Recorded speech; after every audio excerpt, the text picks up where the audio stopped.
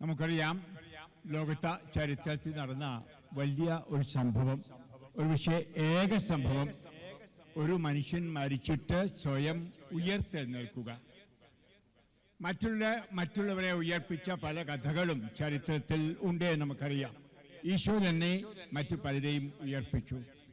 എന്നാൽ ഒരാൾ സ്വയം ഉയർത്തെഴുന്നേറ്റു എന്നത് വലിയൊരു സത്യം ആണ്. യേശുവിന്റെ ഈ ഉയർപ്പ് അന്ധകാരത്തിന്മേലുള്ള ഒരു ഉയർപ്പായിരുന്നു. വെളിച്ചത്തിന്റെ കടന്നുവരവ്. ബലഹീനതകൾ മാറി ബലമുള്ളവരായി തീർന്ന ആ സംഭവം, അസത്യം മാറി സത്യം തെളിയിക്കുന്ന സംഭവം, മരണം ജീവനായി മാറുന്ന നിമിഷം, പാപം പിശാച് തുടങ്ങിയവമേൽ വിജയം നേടിയ നിമിഷം, യേശു സത്യമായും ഉത്ഥാനം ചെയ്തു. ഹല്ലേലൂയ. നമുക്കെല്ലാവർക്കും ഒന്ന് പറയാം, യേശു ക്രിസ്തു സത്യമായും ഉത്ഥാനം ചെയ്തു. ഹല്ലേലൂയ. ഇങ്ങനെ പറഞ്ഞാ പോരാ, എല്ലാവരും കൂടെ ഒന്ന് പറഞ്ഞ്, യേശു ക്രിസ്തു സത്യമായും ഉത്ഥാനം ചെയ്തു. സത്യമായും ഉത്ഥാനം ചെയ്തു. ഹല്ലേലൂയ. ഹല്ലേലൂയ. കൈ ഉയർത്തിക്കൊണ്ടൊന്ന് പറയാം, യേശു ക്രിസ്തു സത്യമായും ഉത്ഥാനം ചെയ്തു. ഹല്ലേലൂയ. കൈ താത്തിടുക. പ്രിയ മക്കളെ, ഇത് നമ്മുടെ വിശ്വാസത്തിന്റെ അടിസ്ഥാനമാണ്. മറന്നു പോകരുത്. നമുക്കറിയാം, ഈ കഴിഞ്ഞ 2 ആഴ്ചയായിട്ട് കർത്താവിന്റെ പീഡാനുഭവങ്ങളെ പറ്റി ധ്യാനിക്കുകയായിരുന്നു. നമുക്കറിയാം, ലാസറിനെ ഉയർപ്പിച്ച സംഭവം മുതൽ ഈശോയെ പീഡനം തുടങ്ങി യൂദന്മാര് കഴിഞ്ഞ ഒരാഴ്ച ഓശാനയ്ക്ക് ശേഷം നമുക്കറിയാം ഇന്നലെ വരെ നമ്മൾ അതൊക്കെ ചിന്തിച്ചു. കർത്താവിന്റെ കുരിശു വഴിയും പങ്കപ്പാടും മരണവും എല്ലാം ധ്യാനിച്ചു. എന്നാൽ ഇതിനെല്ലാം അർത്ഥം കൊടുക്കുന്നത് ഇന്നാണ്. ഈ ഉത്ഥാനം വഴി കർത്താവ് ഉത്ഥാനം ചെയ്തിട്ടില്ലായിരുന്നുവെങ്കിൽ ഇതെല്ലാം വ്യർത്ഥമായേനെ. അതുകൊണ്ടാണ് പൗലോസ് 1 കൊരിന്ത്യർ 15-ാം അധ്യായത്തിൽ വളരെ വ്യക്തമായി പറയുന്നു, യേശുക്രിസ്തു ഉത്ഥാനം ചെയ്തിട്ടില്ലെങ്കിൽ നമുക്കും ഉത്ഥാനമില്ല. യേശുക്രിസ്തു ഉത്ഥാനം ചെയ്തിട്ടില്ല എങ്കിൽ മരിച്ചവർക്ക് ഇനി ഉയർപ്പില്ല. യേശുക്രിസ്തു ഉത്ഥാനം ചെയ്തില്ലെങ്കിൽ നമ്മുടെ പാപങ്ങൾക്ക് മോചനമില്ല. യേശുക്രിസ്തു ഉത്ഥാനം ചെയ്തിട്ടില്ല എങ്കിൽ നമ്മുടെ വിശ്വാസം വ്യർത്ഥമാണ്. ഹല്ലേലൂയ. ഹല്ലേലൂയ. പ്രിയ മക്കളെ, ഇത് നമുക്ക് മനസ്സിലാക്കണം. നമുക്കറിയാം സംഗതിയൊക്കെ എന്താ സംഭവിച്ചെന്ന്. ഈശോ പലതവണയും പറയുണ്ടായി, ഞാൻ ജെറുസലേമിൽ പോകും, പീഡകൾ സഹിക്കും, മരിക്കും, ഉയർത്തെഴുന്നേൽക്കും. ഈ വചനങ്ങൾ ശത്രുക്കളുടെ ഹൃദയത്തിൽ പോലും വിതയ്ക്കപ്പെട്ടിരുന്നു. അതുകൊണ്ടാണ് ഈശോ മരിച്ചു കഴിഞ്ഞപ്പോൾ അവനെ ഏതെങ്കിലും വിധത്തിൽ വളരെ ശക്തമായ കാവൽക്കാരോടുകൂടെ, അതുപോലെ പുതിയ കല്ലറയിൽ അടക്കണം, അവിടെ എല്ലാവിധ സജ്ജീകരണവും ചേരും. കാരണം അവൻ പറഞ്ഞതാ, പൊങ്ങി വന്നാൽ സംഗതി എല്ലാം പാഴാകും. ഇവരെല്ലാം കള്ളനാണെന്ന് പറഞ്ഞുകൊണ്ട് ക്രൂശിച്ചതാണ്. അപ്പൊ അവൻ എഴുന്നേറ്റാൽ സംഗതി എല്ലാം പാളും. നമുക്ക് കാണാൻ സാധിക്കും, ശവസംസ്കാരം നടത്തിയത് അരിമത്തെക്കാരൻ ജോസഫിന്റെ പുതിയ കല്ലറയിലാണ്. വേറെ ആരെയും അതിനുമ്പ് അവിടെ അടക്കിയിട്ടില്ല എന്ന് കണിശം. ഇനിയും അതിനുശേഷം കല്ലറ അടച്ചുവെന്ന് നമ്മളൊക്കെ ഈ പടത്തിൽ കാണും, വട്ടത്തിലുള്ളൊരു കല്ലുരുട്ടി വെച്ചെന്ന് വായിക്കുന്നതും അങ്ങനെയാണ്. നിങ്ങൾ ചരിത്രം പരിശോധിച്ചാൽ, അല്ലെങ്കിൽ കഴിഞ്ഞ ദിവസം കാരിച്ചം പറഞ്ഞ പോലെ ഗൂഗിൾ ഒന്നിട്ട് നോക്കിയാൽ, വിശുദ്ധ ഗൂഗിളും തുറന്നാൽ മതി. യൂറോപ്പിലൊക്കെ വിശുദ്ധ ഗൂഗിൾ എന്നാ പറയുന്നത്. കാരണം വിശുദ്ധമായ എല്ലാ കാര്യങ്ങളും കിട്ടും, അതുപോലെ അശുദ്ധവും കിട്ടും. ഒന്നിട്ട് നോക്കിയാൽ കാണാൻ സാധിക്കും ആ കല്ലറ അടച്ച കല്ല് എപ്രകാരമുള്ളതായിരുന്നുവെന്ന്. ഒരു ഫോർക്ക് പോലെ എന്ന് പറഞ്ഞാൽ അകത്തേക്ക് തള്ളിയിട്ടാൽ പുറത്തേക്ക് എടുക്കാൻ അത്ര എളുപ്പമുള്ള കാര്യമല്ല. പ്രത്യേകമായി സജ്ജീകരിച്ച ഒരു കല്ലായിരുന്നു മൂടി വെച്ചത്. മാത്രമല്ല മുദ്ര വെച്ചു എന്ന് നമ്മളിപ്പോൾ വായിച്ചു കേട്ടു. റോമാക്കാര് മുദ്ര വെക്കുക എന്ന് പറഞ്ഞാൽ 7 തവണ മെഴുകുരുക്കി അതിന് പുറകിൽ എന്നിട്ട് സീല് വെക്കും, സീസറിന്റെ സീല് വെക്കും. ആരെങ്കിലും അത് പൊളിച്ചാൽ അവൻ ക്രിമിനലാ, അവന് പിന്നെ ജീവിച്ചിരിക്കാൻ പറ്റത്തില്ല, സംഗതി പോക്കാ. അതുകൊണ്ട് വളരെ ശക്തമായിട്ടാണ് സീല് വെച്ചത്. ഒരു തരത്തിലും ഇവൻ എഴുന്നേറ്റ് വരാൻ പാടില്ല. ഹല്ലേലൂയ. ഇനിയും പട്ടാളക്കാരെ നിയോഗിച്ചുവെന്ന് നമ്മൾ പലപ്പോഴും ഈ പടത്തിൽ കാണുന്നത് 2 പട്ടാളക്കാർ ഇങ്ങനെ തണുങ്ങു പോലെ നിൽക്കുന്നത്. അങ്ങനെയല്ല. ഒരു പട്ടാളക്കാരുടെ ഗ്രൂപ്പിനെയാണ് നിർത്തിയത്. അതാണ് പീലാത്തോസിന്റെ അടുക്ക് ചെന്ന് പറഞ്ഞു, ഇവൻ ജീവിച്ചിരുന്നപ്പോൾ എഴുന്നേൽക്കുന്ന പറഞ്ഞത്, അതുകൊണ്ട് സൂക്ഷിക്കണം നമുക്ക്. അപ്പൊ എന്നാ പറഞ്ഞത്, നിങ്ങൾക്ക് ഭടന്മാരുണ്ടല്ലോ, അവർ ചെയ്തോളും. ഒരു ഭടന്മാരുടെ ഗ്രൂപ്പ് 16 പേരാണ്. ഇങ്ങനെ മെല്ലിച്ച് തണങ്ങ് പോലിരിക്കുന്നവരല്ല, ശക്തന്മാരാ. ഇനിയും അവരുടെ നിയമവും കർശനമാണ്. കാരണം അവർക്ക് ഉറങ്ങാനോ അല്ലെങ്കിൽ ഇരിക്കാനൊന്നും അനുവാദമില്ല. എപ്പോഴും ഇങ്ങനെ അങ്ങോട്ടും ഇങ്ങോട്ടും നടന്നുകൊണ്ടിരിക്കണം, ഉറങ്ങാതിരിക്കാനായിട്ട്. ആരെങ്കിലും ഉറങ്ങിയാൽ അവിടെ നിയമം എന്താണെന്നറിയാമോ? അപ്പോൾ തന്നെ അവനെ അടിച്ചു കൊന്ന് അവൻ ഉടുത്തിരിക്കുന്ന തുണിയിൽ അവനെ കൊത്തിച്ച് കളയണമെന്നാണ്. അപ്പോൾ അത്ര സ്ട്രിക്റ്റ് ആയിട്ടുള്ള 16 പേരാണ് കാവൽ പടയാളികളായി നിന്നത്. ഇനിയും നമുക്കറിയാം, ഈശോ ഉത്ഥാനം ചെയ്ത സംഭവം നമ്മൾ വായിച്ചു കേട്ടു. പെട്ടെന്ന് ഭൂമി കുലുങ്ങി, കല്ലുരുണ്ടു മാറി, കർത്താവിന്റെ ഉയർപ്പ്.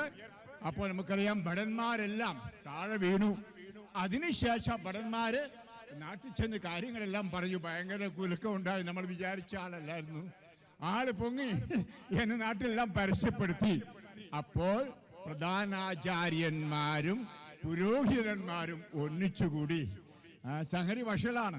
കാരണം അവൻ എഴുന്നേറ്റിട്ടുണ്ടെങ്കിൽ ഇനിയും നടന്ന കാര്യങ്ങളെക്കാൾ, ലാസറിനെ ഉയർപ്പിച്ചതിനേക്കാൾ അത്ഭുതങ്ങളും അടയാളങ്ങളും നടക്കും. യഹൂദജനം മുഴുവനും അവന്റെ പിന്നാലെ പോകുന്നുള്ള സത്യം. അപ്പൊ എന്താ ചെയ്യേണ്ടത്? പടയാളികളെയെല്ലാം വിളിച്ച് അവരോട് പറഞ്ഞു, രാത്രി അവർ ഉറങ്ങിയപ്പോൾ കട്ടോണ്ട് പോയതാണ്. അതുകൊണ്ടാണ് ശൂന്യമായ കല്ലറ. പൈസയും കൊടുത്തു, കൈക്കാശ് കൊടുത്തു. എന്നിട്ട് കള്ളക്കര പറഞ്ഞു തന്നെ. പ്രിയമുള്ള കാര്യമുണ്ട്, ഇന്നും മനുഷ്യന് അവിശ്വസനീയമായ സംഭവമാണ് കർത്താവിന്റെ ഉയർത്തെഴുന്നേൽപ്പ്. നമുക്കറിയാം, നമ്മുടെ ക്രൈസ്തവരുടെ ഇടയിൽ പോലും പലരും ഓർക്കും, എന്ത് നേരിട്ട് ഈശോ ഇങ്ങനെ കല്ല് പൊങ്ങി വരുന്നത് ആരും കണ്ടതായിട്ട് റിപ്പോർട്ടില്ലല്ലോ. ഈ സ്ത്രീകൾ ചെന്നപ്പോൾ മലാഹാബ് എന്ന് പറഞ്ഞ റിപ്പോർട്ടേ നമുക്കുള്ളല്ലോ. എങ്ങനെ വിശ്വസിക്കാൻ കഴിയും എന്ന് പറയുന്ന അഭ്യസ്ത വിദ്യരായ പണ്ഡിതന്മാർ പോലും നമ്മുടെ കത്തോലിക്കരുടെ ഇടയിലുണ്ട്. മറ്റുള്ളവരുടെ പോകട്ടെ. നമുക്കറിയാം, ചിലർ പറയുന്നുണ്ട് ഈശോ ക്രൂശിക്കപ്പെട്ടിട്ടില്ലായിരുന്നു, പകരം ഏതോ ശിഷ്യനെയാണ് ക്രൂശിച്ചത്. അപ്പോൾ ഈശോ അവിടുന്ന് രക്ഷപ്പെട്ട് കാശ്മീരിന് പോയെന്ന് ഒരു കൂട്ടർ പറയുന്നു. നിങ്ങൾ വായിച്ചിട്ടുണ്ടോ? ഇതിലൊക്കെ ചിലരൊക്കെ ചിരിക്കുന്നു. വേറെ ഒരു കൂട്ടർ പറഞ്ഞ അല്ല, പ്രവാചകനെ കാത്തുകൊണ്ടു, മരിച്ചിട്ടില്ല എന്ന്. എന്നാലും ഉത്ഥാനം ചെയ്തു, ഇന്നും ജീവിക്കുന്നു എന്ന ആ സത്യം അംഗീകരിക്കാൻ അല്പം ബുദ്ധിമുട്ടുള്ള കാര്യമാണ്. നമുക്കറിയാം, മരിച്ചവർക്ക് മാത്രമേ ഉത്ഥാനം ചെയ്യാൻ പറ്റൂ. ഇവൻ മരിച്ചു എന്നത് സത്യമാണ്. നമുക്കറിയാം, അവസാനം ചങ്കിലിട്ട് കുത്തിയപ്പോൾ ജലവും രക്തവും ഒഴുകി. ഡോക്ടർമാർ ഇവിടെ ഇരിപ്പുണ്ടല്ലോ, നേഴ്സുമാർക്കും അറിയാം. അത് അവസാനത്തെ രക്തത്തുള്ളിയാണ്. അതോടെ ആള് പോയി. അപ്പോൾ മരിച്ചു എന്നുള്ളത് സത്യമാണ്. പ്രിയമുള്ളവരെ, സത്യമായി മരിച്ച അവൻ ഉത്ഥാനം ചെയ്തതിന്റെ തെളിവെന്താണ്? ശൂന്യമായ കല്ലറ. ശൂന്യമായ കല്ലറ. അവിടെ ചെന്നപ്പോൾ ഇല്ല. നമുക്കറിയാം, ലൂക്കാസ് ലിഹായിൽ പറയുന്നുണ്ട്, അവിടെ ചെന്നപ്പോൾ ആരോ അവനെ എടുത്തോണ്ട് പോയെന്നാ പറഞ്ഞത്.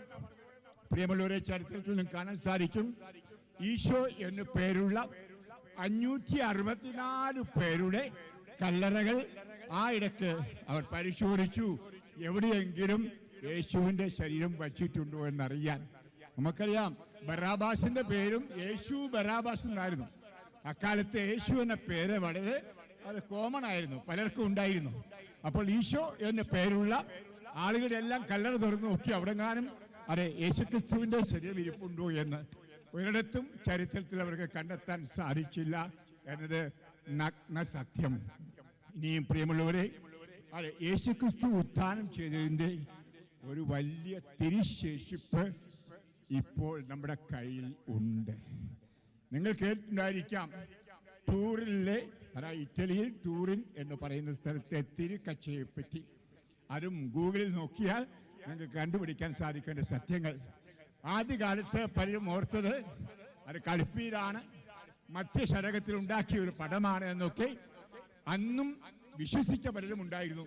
ഞങ്ങളുടെ MSF സഭയിലെ വടക്കേ ഇന്ത്യയില് അമരാവതിയിലെ രൂപതയിലെ ഒരു വിശുദ്ധനായ ബിഷപ്പ് ഉണ്ടായിരുന്നു, ജോറോസാരിയോ.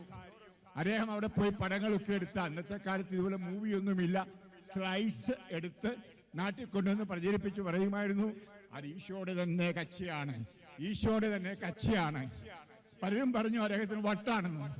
പ്രിയമുള്ളവരെ, ലോകത്തിൽ 2 വസ്തുക്കളാണ് ഏറ്റവും കൂടുതൽ ഗവേഷണം നടത്തിയിട്ടുള്ള വസ്തുക്കൾ.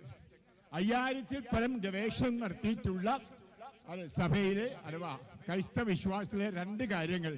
അതിൽ ഒന്നിതാണ് ടൂറിലെ കച്ച. അവിശ്വസനീയമായ കാര്യങ്ങൾ അതിൽ ഉണ്ട്. അതുകൊണ്ട് അതിനെ തുടരെ ഗവേഷകർ ഗവേഷണം നടത്തുന്നു. മറ്റൊന്നാണ് കഴിഞ്ഞ ദിവസം പ്രസാദ വ്യാഴാഴ്ച കാരിച്ചൻ നിങ്ങളോട് പറഞ്ഞത്, ലൻഷ്യാനോയിൽ വൈദികൻ വിശുദ്ധ ബലി അർപ്പിച്ചുകൊണ്ടിരുന്നപ്പോൾ എപ്രകാരം അപ്പം യേശുവിന്റെ ഹൃദയമായിട്ട് മാറി, തുടിക്കുന്ന ഹൃദയമായി മാറി. ഗവേഷകന്മാർ അവസാനം പറഞ്ഞു, അതായത് വേദനിച്ച് പങ്കപ്പാടനുഭവിച്ച് മരിച്ച ഒരു മനുഷ്യന്റെ ഹൃദയത്തിന്റെ പേശിയാണ് എന്ന്. പ്രിയമുള്ളവരെ, ആ സത്യങ്ങളൊക്കെ ശാസ്ത്രം വെളിപ്പെടുത്തി തന്നു. അതായത് വിശുദ്ധ കുർബാനയുടെ സമയത്ത് ഇതെന്റെ ശരീരമാകുന്ന ഒരു വൈദികൻ പറയുമ്പോൾ വെറുതെ കർത്താവിന്റെ മാംസമായി മാറുകയല്ല, പിന്നെയോ ഈശോയുടെ ഹൃദയമായി മാറുന്നു.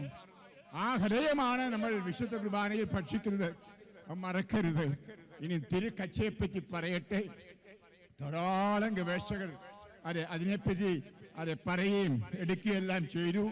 അടുത്തോരിടയിൽ ഒരാളുടെ പേര് ഞാൻ എഴുതി വെച്ചു, പ്രായം കൊണ്ടൊന്ന് മറന്നു പോകുന്നു.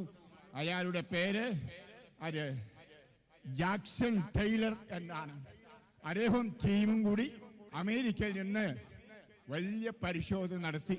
നിങ്ങൾക്കറിയാം, ആദ്യം ഈ തിരുക്കച്ച ഫോട്ടോ എടുത്തപ്പോൾ, നിങ്ങൾ ഓർത്തോണം, പണ്ടൊക്കെ ഫോട്ടോ എടുക്കുന്നത് ഇന്നത്തെ പോലെ അല്ല. ഫോട്ടോ എടുക്കാനായിട്ട് ഫിലിം ഇടും, അതിനകത്ത് നെഗറ്റീവ് വരും, പിന്നീട് സ്റ്റുഡിയോ കൊണ്ട് കഴുകുമ്പോഴാണ് പോസിറ്റീവ് കിട്ടുന്നത്. ഓർമ്മയുണ്ടല്ലോ പ്രായമുള്ളവർക്ക്? ഇന്നത്തെ പോലെ ഞൊടിയിടാന്ന് ഞെക്കുമ്പോഴേ കിട്ടുകയായിരുന്നു. അന്നത്തെ ഫോട്ടോഗ്രാഫർ അതിന്റെ പടമെടുത്തപ്പോൾ കിട്ടിയത് പോസിറ്റീവ് ഫോട്ടോ. ഒരു മനുഷ്യന്റെ മരിച്ച ആണികളെല്ലാം തറച്ച് കുരിശിക്കപ്പെട്ട ഒരു മനുഷ്യന്റെ പടം. അന്നു മുതലാണ് ആശ്ചര്യപരിതന്ത്രരായി ആളുകൾ ഇതിനെപ്പറ്റി പരിശോധിക്കാൻ തുടങ്ങിയത്. ധാരാളം പരിശോധനകൾ നടത്തി. അതിനുശേഷം ഇപ്പോൾ ഏറ്റവും പുതിയ പരിശോധനയിൽ അവർക്ക് കണ്ടെത്താൻ കഴിഞ്ഞത് യേശുവിന്റെ തന്നെ തിരുക്കച്ചയാണ്.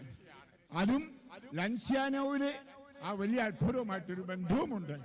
കാരണം അവർ ഈയിടെ കണ്ടുപിടിച്ചത് ഈ തിരുക്കച്ചയുടെ ഒരു അംശത്തിൽ രക്തമുണ്ടായിരുന്നത് പരിശോധിച്ചപ്പോൾ ആ രക്തം ഹൃദയത്തിൽ നിന്നൊഴുകിയ രക്തമാണ്. കാരണം ഹൃദയത്തിന്റെ പേശികൾ അതിന്റെ DNA-യിൽ ഉണ്ടായിരുന്നു. Hallelujah, hallelujah. നമുക്കറിയാം, ചരിത്രം അഥവാ ശാസ്ത്രം ഏറെ അധികം വളർന്നിരിക്കുന്ന ഒരു കാലഘട്ടമാണ്. അവർക്ക് മനസ്സിലായി, അതിൽ പതിഞ്ഞിരിക്കുന്ന രക്തം ആദ്യം പതിഞ്ഞതാണ്, അതിനുശേഷം ആണ് യേശുവിന്റെ രൂപം അതിൽ പതിഞ്ഞത്. ഈ രൂപം എങ്ങനെ പതിഞ്ഞു എന്ന് നമുക്കറിയാം. ചത്തുപോയ ഒരു ശരീരത്തിൽ നിന്ന് യാതൊന്നും പ്രഭവിക്കുകയില്ല, യാതൊന്നും പ്രസരിക്കുകയില്ല. എന്നാൽ ജീവിക്കുന്ന ഒരു വസ്തുവിൽ നിന്ന് മാത്രമേ പ്രസരണം ഉണ്ടാകൂ, റേഡിയേഷൻ ഉണ്ടാവൂ. നിങ്ങൾക്കറിയാം, ലോകത്തിലെ എല്ലാ ശാസ്ത്രജ്ഞന്മാരും നോക്കിയപ്പോൾ മനസ്സിലായി, ഇത് പെയിന്റിങ് അല്ല, പെയിന്റ് ഒന്നും ഉപയോഗിച്ചിട്ടില്ല, ബ്രഷിന്റെ പാടുകളില്ല. അതേസമയം വ്യക്തമായിട്ട് യേശുവിന്റെ പടമുണ്ട്. അതുപോലെ യേശുവിന്റെ ശരീരത്തെ എല്ലുകൾ ഓരോന്നും എണ്ണിയെടുക്കാം. അതുപോലെ കയ്യിലെയും കാലിൽ ആണി തറച്ചതും തലയിൽ മുൾമുടി ധരിപ്പിച്ചും എല്ലാം വ്യക്തമായിട്ട് അത് കാണുന്നത്. ഇനിയും അവർക്ക് മനസ്സിലായി, യേശുവിനെ അടക്കി കഴിഞ്ഞപ്പോൾ ആ രക്തക്കറ പുരണ്ടു ആ വസ്ത്രത്തിൽ. അതിപ്പോഴുമുണ്ട്. അത് AB പോസിറ്റീവാണ് എന്ന് പറഞ്ഞാൽ ഈശോയുടെ രക്തത്തിന്റെ ഗ്രൂപ്പാണ് AB പോസിറ്റീവ്. അതും ശാസ്ത്രജ്ഞന്മാർ നിർണയിച്ചത് എങ്ങനെയെന്നറിയാമോ? ഈശോ ഈ ലോകത്തിൽ അവശേഷിപ്പിച്ച 3 വസ്ത്രങ്ങൾ ഉണ്ട്. ഒന്ന് വെറോണിക്കായുടെ ആ മുഖം തുടച്ച ആ തുവാല, അതും ഇറ്റലിയിലെ മോണോപോളോ എന്ന് പറയുന്ന സ്ഥലത്തുണ്ട്. അവിടെ ചെന്നാൽ കാണാൻ സാധിക്കും. അതിൻ്റെ ഒരു റെപ്ലിക്ക എൻ്റെ മേശപ്പുറത്ത് ഇരിപ്പുണ്ട്. ആ വെറോണിക്കായുടെ ആ ടവലിൽ എങ്ങനെ എപ്രകാരം ഈശോയുടെ മുഖം പറഞ്ഞു വന്ന്. മറ്റൊന്ന് സ്പെയിനിൽ ഒവിയേഡോ എന്ന് പറയുന്ന ഒരു സ്ഥലത്ത് സൂക്ഷിച്ചിരിക്കുന്ന കർത്താവിന്റെ തലയിൽ തൂക്കിയിരുന്ന വസ്ത്രം. നമുക്കറിയാം പത്രോസും പൗലോസും കൂടെ കബറിടത്തിൽ കയറി ചെന്നപ്പോൾ കാണുന്നത് ഈശോയുടെ 2 വസ്ത്രങ്ങളാണ്. ഈശോയെ കണ്ടില്ല.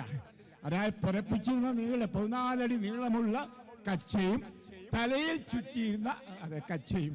അതായത് ശവം ഇങ്ങനെ ഈ അതായത് കോസ്മെറ്റിക്സ് ഒക്കെ പൊതിഞ്ഞിട്ട്, സുഗന്ധദ്രവ്യങ്ങളൊക്കെ പൊതിഞ്ഞിട്ട് തലയുടെ ഭാഗം വേറെ പൊതിയും. ആ മാറിക്കിടന്ന തുണി കഷണമാണ് സ്പെയിനിൽ ഒബിയോയോരി. ഈ 3 പരിശോധിച്ചപ്പോൾ ശാസ്ത്രജ്ഞന്മാർക്ക് കണ്ടുപിടിക്കാൻ സാധിച്ചു ഈശോയുടെ ബ്ലഡ് ഗ്രൂപ്പ്, രക്തത്തിന്റെ ഗ്രൂപ്പ് AB പോസിറ്റീവ് ആണ് എന്ന്.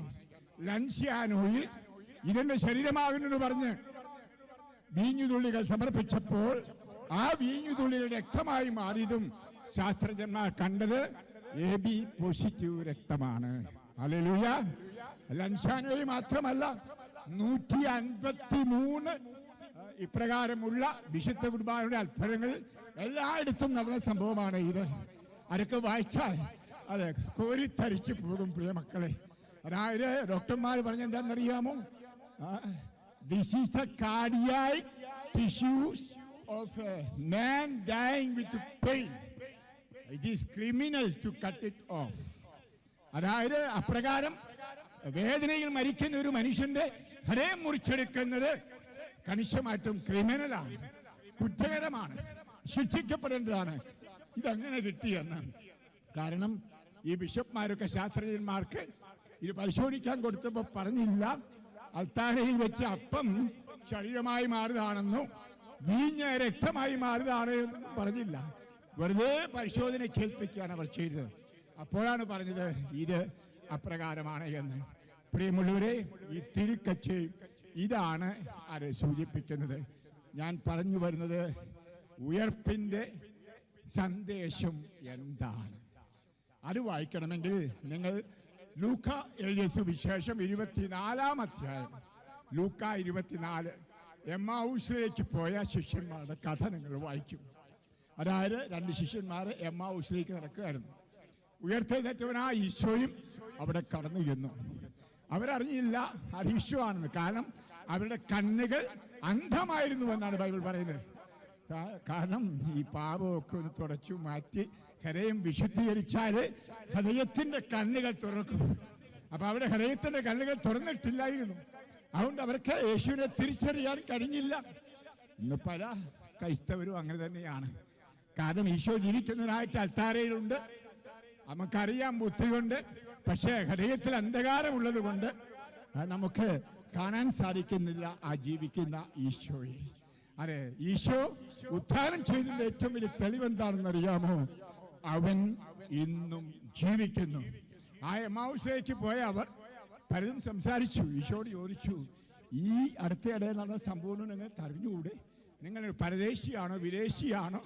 ഇവിടെ ഒരു മഹാൻ ഉണ്ടായിരുന്നു, അദ്ദേഹം പ്രവാചകനാണെന്ന് പറഞ്ഞു, അവൻ ദൈവപുത്രനാണെന്ന് പറഞ്ഞു, മരിച്ച് 3-ാം ദിവസം ഉയർക്കുമെന്ന് പറഞ്ഞു. 3 ദിവസമായിട്ടൊന്നും സംഭവിച്ചില്ല. ആരോടാ പറയുന്നത്? ഈശോയോട്. Hallelujah, hallelujah. നമുക്ക് കാണാൻ സാധിക്കും. അവിടെ വെച്ച് ഒരു കാര്യം പറഞ്ഞു. 2 സ്ത്രീകൾ കുഴിമാടത്തിൽ ചെന്നു, ഈശോയുടെ കുഴിമാടത്തിൽ. അവിടെ ചെന്നപ്പോൾ അവനെ കണ്ടില്ല. അവിടെ ഒരു മാലാഖ ഇരിപ്പുണ്ടായിരുന്നു, മഞ്ഞുപോലെ വെളുത്തവൻ. അവനൊരു സന്ദേശം പറഞ്ഞു, അവന് ഇവിടെ ഇല്ല, അവൻ ഇന്നും ജീവിക്കുന്നു. Hallelujah, hallelujah. പ്രിയമുള്ളവരെ, അതാണ് ഈ ഈസ്റ്ററിന്റെ സന്ദേശം. യേശുക്രിസ്തു ഇന്നും ജീവിക്കുന്നു. ശൂന്യമായ കല്ലറയോ അല്ലെങ്കിൽ അവിടെ നടന്ന സംഭവങ്ങളോ അല്ല. ഏറ്റവും പ്രധാനപ്പെട്ടത് ഈ കല്ലറയ്ക്കും അതീതമായിട്ട് ഇന്നും നമ്മോടുകൂടി അവൻ ജീവിക്കുന്നു. ഇവിടെയാണ് നമ്മൾ ബൈബിൾ മുഴുവൻ പരിശോധിക്കണം. എന്തിന് യേശു വന്നു ഈ ലോകത്തിലേക്ക്? നമ്മോടുകൂടെ വസിപ്പാൻ. കാരണം മനുഷ്യന്റെ ഏറ്റവും വലിയ സംതൃപ്തിയും ശക്തിയും അനുഗ്രഹവുമെല്ലാം എന്തായിരുന്നു? ദൈവം അവനോടുകൂടെ നടന്നിരുന്നു. നമ്മൾ വായിക്കുന്നുണ്ട്, ഏദൻ തോട്ടത്തിൽ വെച്ച് ആരോവും അവ്വാടേയും കൂടെ സായാഹ്ന സവാരിക്ക് ഈശോ വരുമായിരുന്നു, ദൈവം വരുമായിരുന്നു, കൂടെ നടക്കുന്ന ഒരു ദൈവം. ഇതാണ് മനുഷ്യരെ പറ്റിയുള്ള ദൈവത്തിന്റെ പദ്ധതിയും പ്ലാനും. നമ്മോട് കൂടെ ആയിരിക്കുക, എമ്മാനുവേൽ. അതുകൊണ്ടാണ് ഈശോയുടെ പേര് എമ്മാനുവൽ. നമുക്കറിയാം പക്ഷേ പിതാവിനോടാണ് ഇത് വെളിപ്പെടുത്തി പറഞ്ഞത്. അരെ, അവളിൽ നിന്ന് പിറക്കുന്നവന് എമ്മാനുവൽ എന്ന് പേരിടണം. അതൊക്കെ നേരത്തെ പ്രവാചകന്മാരും പറഞ്ഞതാണ്. അപ്പോൾ ഈശോ വന്ന എന്തിനാണ്? ഈ പർദീസായി നഷ്ടപ്പെട്ട ആ സ്നേഹ ഐക്യം, ദൈവൈക്യം നമുക്ക് നന്നുകൊണ്ട് നമ്മുടെ കൂടെ നടക്കുന്നവനായ ഒരു ദൈവത്തെ നമുക്കുണ്ടാകാൻ. ഹല്ലേലൂയ. അതുകൊണ്ടാണ് നമ്മൾ ജീവിക്കുന്നത്.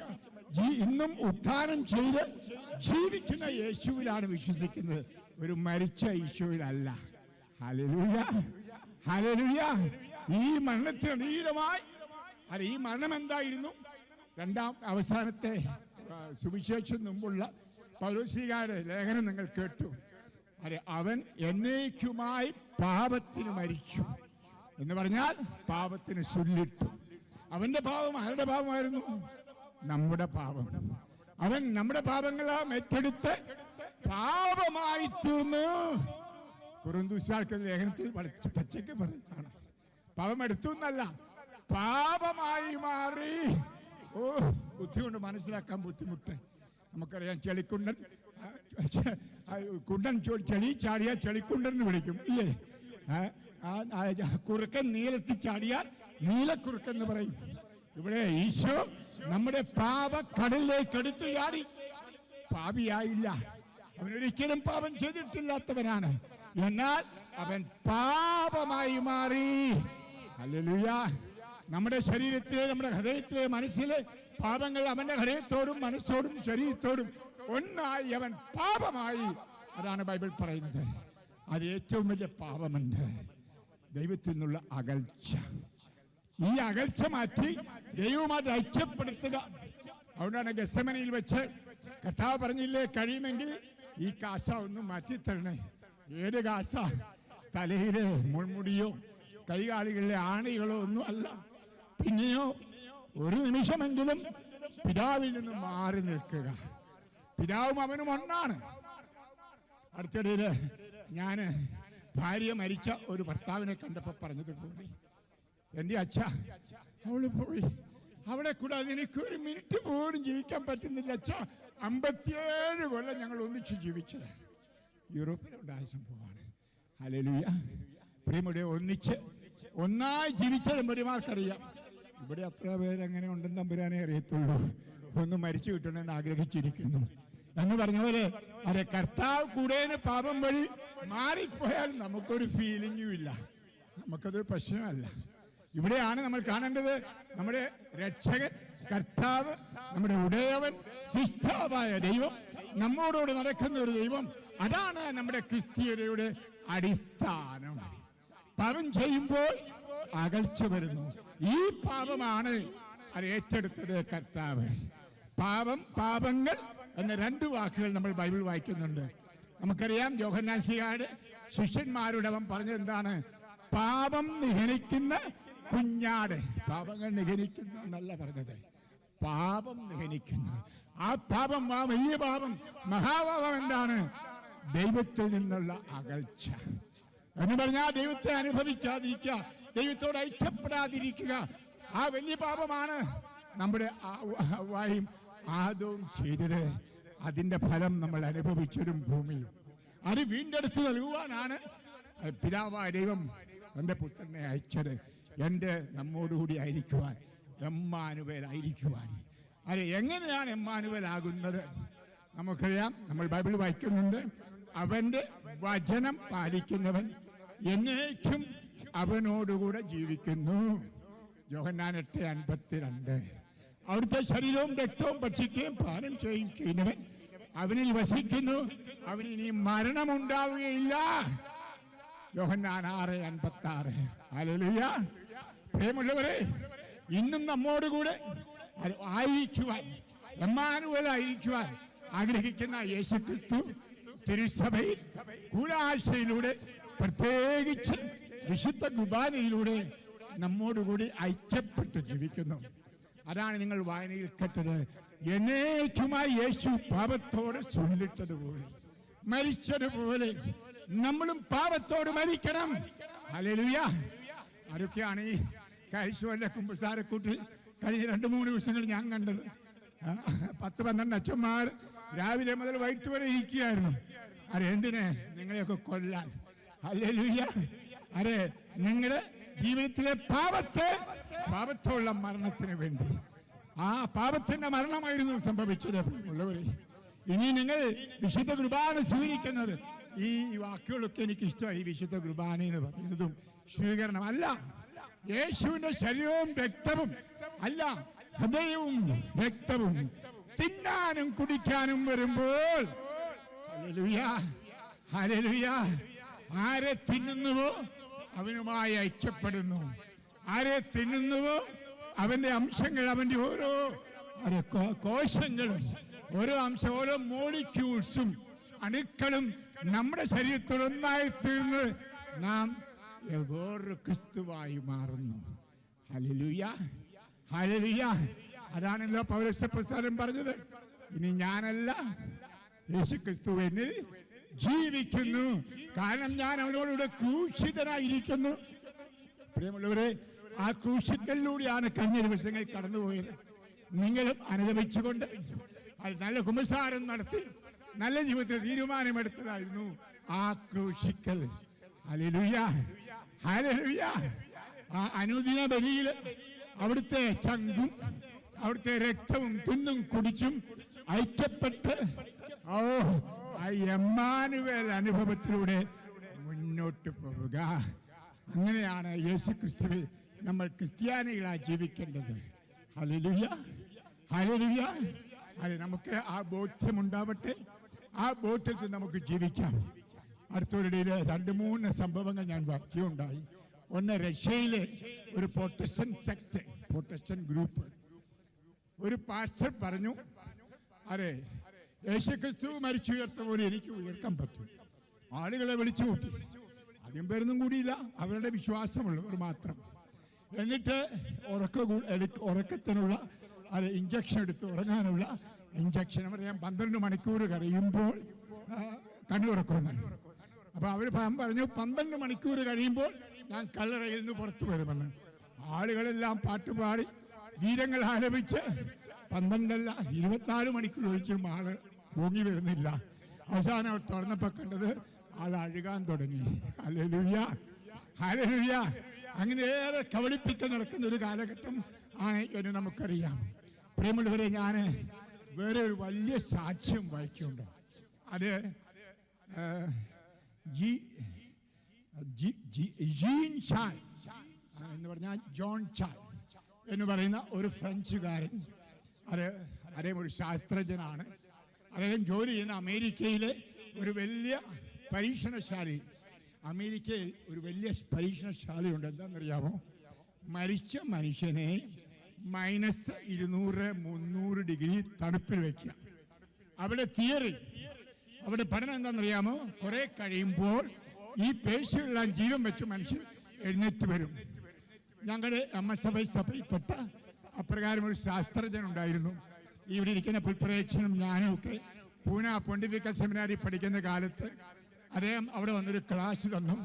അച്ഛനോട് ആ പേര് പറഞ്ഞു. അച്ഛൻ്റെ പേര് ബേസിൽ ലൂയി എന്നായിരുന്നു. അതായത് ഐസുകട്ടക്കകത്ത് ശവം വയ്ക്കുക. വലിയ ചെലവുള്ള കാര്യമാണ്. ലക്ഷക്കണക്കിന് ഡോളർ ഉണ്ടെങ്കിലേ പറ്റൂ. അപ്പോൾ ഏറെ ധനവാന്മാര് ഇങ്ങനെ ശവം വച്ചിട്ടുണ്ട് എന്ന് അദ്ദേഹം പറയുണ്ടായി. മാത്രമല്ല, മനുഷ്യന്റെ അസ്ഥി, മാംസം, രക്തമൊക്കെ ഉണങ്ങി ഇതുപോലെ സൂക്ഷിക്കുന്നു പിന്നീട് ജീവൻ പ്രാപിക്കാനായിട്ട്. അതിൽ അവാർഡ് കിട്ടിയതായിരുന്നു ഞങ്ങളുടെ MSW അച്ഛൻ. അദ്ദേഹം എന്നെ പ്രസംഗിച്ച് ഇപ്പോഴും മനസ്സിൽ ഓർക്കുന്നു. ആ പരീക്ഷണം ഇപ്പോഴും തുടരുകയാണ്. ആയിരക്കണക്കിന് ശവങ്ങൾ പല പരീക്ഷണശാലകളിൽ സൂക്ഷിച്ചിട്ടുണ്ട്. ഇപ്രകാരം വളരെ ചെലവുണ്ട്. ഈ പറഞ്ഞ മനുഷ്യൻ തൻ്റെ അപ്പൻ്റെയും അമ്മയുടെയും ഇപ്രകാരം ശരീരം സൂക്ഷിക്കുവാൻ ലക്ഷക്കണക്കിന് ഡോളർ മുടക്കി. അവനും അവന്റെ 20 ലക്ഷം ഡോളർ, 20 ദശലക്ഷം എന്ന് പറഞ്ഞാൽ $20 മില്യൺ മാറ്റിവെച്ചു. എന്തിന്? അവൻ മരിക്കുമ്പോൾ അവന്റെ ശരീരവും ഇങ്ങനെ സൂക്ഷിക്കുവാനായിട്ട്. ഇത് ഒരു കത്തോലിക്ക വൈദികൻ അറിഞ്ഞുകൊണ്ട്, ഇവനും കത്തോലിക്കനാണ്, പള്ളിയില്ല, വിശ്വാസമില്ല, കൂടാശയില്ല, അവനെ വിളിപ്പിച്ച് സംസാരിച്ചു. അപ്പോൾ പറഞ്ഞു, നീ എന്തിനാണ് നിന്റെ അപ്പന്റെ അമ്മയുടെയും ശരീരം ഇങ്ങനെ വെച്ചിരിക്കുന്നത്? നീയും ഇപ്രകാരം ദശലക്ഷം 20 ദശലക്ഷം ഡോളർ വെച്ചിരിക്കുന്നത് ഉയർത്തെഴുന്നേൽക്കാമെന്നുള്ള വ്യാമോഹത്തിൽ. കാരണം മരിക്കാൻ ആർക്കും ഇഷ്ടമില്ല. ഹല്ലേലൂയ. എല്ലാവർക്കും ഇഷ്ടം ജീവിക്കാനാണ്. എന്നാൽ ഈ നിത്യമായ ജീവിതത്തെ പറ്റി ആരും ചിന്തിക്കുന്നില്ല എന്നാണ് സത്യം. എന്ന് പ്രിയമുള്ളവരെ, ആ വൈദികൻ പെട്ടെന്ന് ബൈബിൾ എടുത്ത് ഞാനിപ്പോൾ പറഞ്ഞ വചനം വായിച്ച് കേൾപ്പിച്ചു. എൻ്റെ ശരീരം ഭക്ഷിക്കുകയും രക്തം പാനം ചെയ്യുകയും ചെയ്യുന്നവൻ എന്നിലും ഞാൻ അവനിലും വസിക്കും, അവൻ ഒരിക്കലും മരിക്കുകയില്ല. അപ്പൊ അവൻ ചോദിച്ചു, ദൈവമേ ഇതെവിടെ കിട്ടും? നീ ഒരു കത്തോലിക്കനാണോ ക്രിസ്ത്യാനിയാണോ ആരാ? എനിക്കറിയത്തില്ല. മാമോദിസ സ്വീകരിച്ചു എന്നറിയാം, എവിടാന്നറിയത്തില്ല.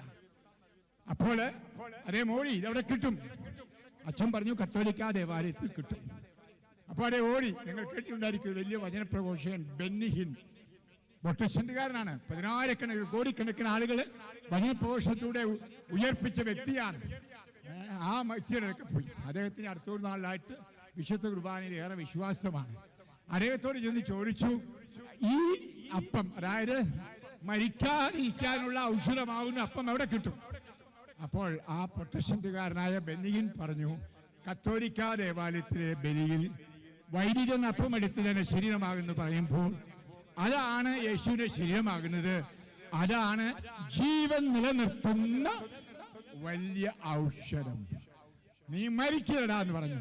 ഹല്ലേലൂയ. ആ മനുഷ്യൻ പോയി വിശുദ്ധ കുർബാന സ്വീകരിച്ചു, ശരീരവും രക്തവും. അവന് സാക്ഷ്യം പറയുന്നു, അവന്റെ 20 ദശലക്ഷം ഡോളറും അവൻ വത്തിക്കാൻ അയച്ചു കൊടുത്തു, പാവങ്ങൾക്ക് കൊടുക്കാനായിട്ട്. ഇന്ന് വചനം പ്രവേശിക്കുന്ന ഒരു വ്യക്തിയാണ്. പ്രിയമുള്ളവർ, എല്ലാവരോടും പറയുന്നതാണ്, അമർത്യതയുടെ ഔഷധം വിശുദ്ധ കുർബാന. അമർത്യയുടെ ഔഷധം ഇന്നും ജീവിക്കുന്ന യേശു. ആ യേശു കുർബാനയിൽ ആണ്. Hallelujah, hallelujah. കൈയടിച്ച് സ്തുതിക്കാം. അത് നമ്മൾ എത്ര പേര് വിശ്വസിക്കുന്നുണ്ട് മക്കളെ? നമുക്ക് ആ വിശ്വാസം ആഴത്തിൽ ബലപ്പെടുത്താം. ഇന്ന് ഇതായിരിക്കട്ടെ ഉത്ഥാനത്തിന്റെ ഈ സന്ദേശം നിങ്ങൾ ഹൃദയത്തിൽ ഉൾക്കൊള്ളുന്നത്. യേശു ക്രിസ്തു ഇന്നും ജീവിക്കുന്നു. പ്രിയമുള്ളവരെ, നമ്മൾ ഓർക്കണം, ഉത്ഥാനത്തെ പറ്റി പറഞ്ഞത് ആദ്യം പറഞ്ഞത് ആരാന്നറിയാമോ? പൗലോസ് അപ്പോസ്തലൻ. മറ്റ് ഈ 4 സുവിശേഷങ്ങളൊക്കെ എഴുതുന്നതിന് മുമ്പേ പൗലോസാണ് എഴുതിയത്. പൗലോസ് ആരായിരുന്നു പലർക്കും അറിയത്തില്ല. ഈശോയുടെ സമകാലീനൻ ആയിരുന്നു. തനി യഹൂദൻ, തനി ഫരിസേയൻ. അദ്ദേഹം പറയുന്നുണ്ട് തന്റെ സാക്ഷ്യത്തിൽ. അപ്പോൾ ഈശോ പ്രസംഗിച്ച് അത്ഭുതങ്ങൾ അടയാളങ്ങൾ നടത്തി വരുന്നതെല്ലാം കണ്ടു കേട്ടാണ് പുള്ളി പോയത്. ഈ ലാസറിനെ ഉയർപ്പിച്ചൊക്കെ ഇഷ്ടം അറിഞ്ഞു. അപ്പത്തേനും മനസ്സങ്ങ് പൊണ്ണുകൊള്ളുക. ദൈവമേ, യഹൂദ മതത്തിൽ വേറൊരു ഗ്രൂപ്പ് ഉണ്ടായിരിക്കുന്നു, ഇത് പറ്റില്ല. യഹൂദ മതത്തെ അത്രമാത്രം സ്നേഹിച്ച ഒരു വ്യക്തിയായിരുന്നു പൗലോസ്. അത് ഒരു കമ്മിറ്റഡ് മെമ്പർ, അതായത് യഹൂദ മതത്തിന് വേണ്ടി മരിക്കാൻ തയ്യാറായ വ്യക്തിയാണ് എന്ന് ഓർക്കണം.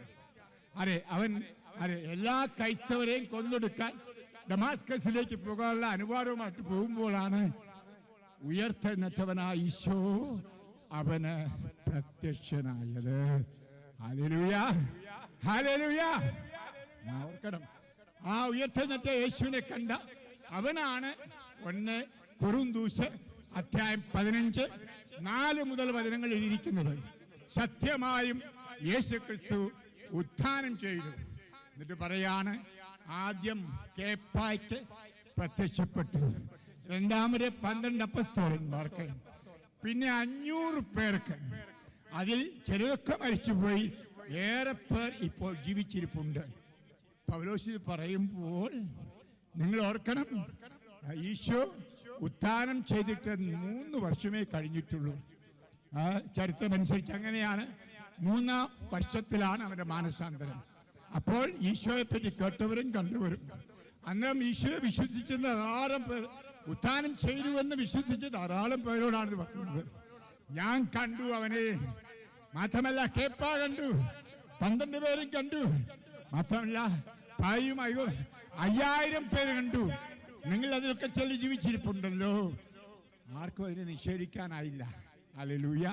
നമുക്ക് അത് വലിയൊരു സാക്ഷ്യം, അതായത് യേശു ഉത്ഥാനം ചെയ്തു എന്നതിന്റെ വലിയ സാക്ഷ്യം നമ്മൾ വായിക്കുന്നത് 1 കൊരിന്ത്യർ 15 ആണ്. അത് എഴുത് ആരെ? യേശുവിന്റെ സമകാലീനായ പൗലോസാണ് എഴുതിയിരിക്കുന്നത്. മാത്രമല്ല അവർക്കെല്ലാം അറിയായിരുന്നു പൗലോസ് ആരായിരുന്നു എന്ന്. അവൻ എല്ലാ ക്രൈസ്തവരെയും കൊന്നൊടുക്കാൻ ഒരു തീവ്രവാദിയായി നടന്നവനാണ്. വീടുകൾ തോറും കയറി സ്ത്രീകളെയും കുട്ടികളെയും വലിച്ചിഴച്ചു കൊല്ലുകയായിരുന്നു. ഒക്കെ നമുക്കറിയാം. ആദ്യത്തെ രക്തസാക്ഷിയായ എസ്തപ്പാനോസിനെ കല്ലെറിഞ്ഞിട്ട് അവന്റെ വസ്ത്രം അവന്റെ കാൽക്കലാണ് പടയാളികൾ വച്ചത്. അപ്പോൾ ഇതിനെല്ലാം നേതൃത്വം കൊടുത്ത വ്യക്തി ആ ഉത്ഥാനം ചെയ്ത ഈശോയെ കണ്ടു. അതോടുകൂടി സൗൽ പൗലോസായി. Hallelujah, hallelujah. പ്രിയമുള്ള, ഇന്ന് നിങ്ങൾ പലതും കണ്ടുവിടെ. പല പ്രാർത്ഥനകളുണ്ട്, അത് പങ്കുകൊള്ളുന്നു, വായനകൾ കേട്ടു, ഉയർപ്പിനെ പറ്റി നിങ്ങൾ ധ്യാനിച്ചു. ഇതെല്ലാം ചെന്ന് അവസാനിക്കുന്നത് യേശുവിൽ മാനസാന്തരപ്പെട്ട് വേറൊരു വ്യക്തിയായി മാറുക. യേശുവിനെ കണ്ടുമുട്ട വ്യക്തികൾ. അറിയാം, മഗ്ദലനായോടും അപ്പസ്തലന്മാരോടും ഉയർത്തുന്ന കർത്താവ് പറഞ്ഞെന്താണ്? ഈ വിവരം പോയി പറയുക, ഹല്ലേലൂയ, പ്രഘോഷിക്കുക. കർത്താവ് ഇന്നും സത്യമായി ഉയർത്തെന്നിട്ട് നമ്മുടെ കൂടെ ജീവിക്കുന്നു എന്ന സത്യം പ്രഘോഷിക്കുക. മനോഹരമായ ഒരു ഗാനത്തിൽ നിങ്ങൾ പാടുന്നില്ലേ? യേശുക്രിസ്തു ഇന്നും ജീവിക്കുന്നു, പരലോകത്തിൽ ജീവിക്കുന്നു. ചിലർക്ക് ഈ പരലോകത്തിൽ ജീവിക്കുന്ന ഈശോ ഇവിടെ ഉണ്ടോ എന്ന്. ഈശോ സർവവ്യാപിയാണ്. നിശ്ചയമായിട്ടും പിതാവിന്റെ വലതുഭാഗത്തുള്ളതുപോലെ തന്നെ വിശുദ്ധ കുർബാനയിലുണ്ട്, എന്നിലുമുണ്ട്. Hallelujah, hallelujah. അപ്പൊ അത് ആ വിശ്വാസം നിങ്ങൾ ഏറ്റുപറയണം. നമ്മൾ പറയുന്നു യേശുക്രിസ്തു ഇന്നും ജീവിക്കുന്നു, പരലോകത്തിൽ ജീവിക്കുന്നു, വിശുദ്ധ ബലിയിൽ ജീവിക്കുന്നു, തിരുസഭയിൽ ജീവിക്കുന്നു, നാം ഒന്നിച്ചു കൂടുമ്പോൾ ജീവിക്കുന്നു. അതുപോലെ തന്നെ നമ്മുടെ കുടുംബത്തിലും ജീവിക്കുന്നു, വചനം കേൾക്കുമ്പോൾ ജീവിക്കുന്നു.